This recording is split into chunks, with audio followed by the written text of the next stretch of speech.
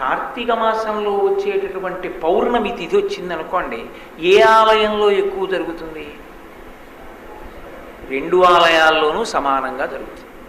శివాలయాల్లో ఎన్ని దీపాలు పెడతారో విష్ణు ఆలయాల్లో అన్ని దీపాలు పెడతారు. కార్తీక మాసం వచ్చింది అంటే సాయంకాలం ఆకాశ దీపం వెలిగించి ధ్వజస్తంభానికి పైకెత్తుతారు. ఆ పైకెత్తేటటువంటి ఆకాశ దీపం ఏదుందో అది కేవలం శివాలయంలోనో కేవలం విష్ణువాలయంలోనో కాదు, శివాలయంలోనూ విష్ణువాలయంలోనూ కూడా ఆకాశ దీపం పైకెత్తుతారు. కాబట్టి హరిహర భేదం లేనటువంటి స్థితిలో ఉపాసన నడిచేటటువంటి కాలం ఈ మాసం. ఈ మాసం ప్రత్యేకంగా ఈ రకమైన ఉపాసన. రెండు, దీపమునకు సంబంధించినటువంటి వైభవం. మూడవది నదీ స్నానం.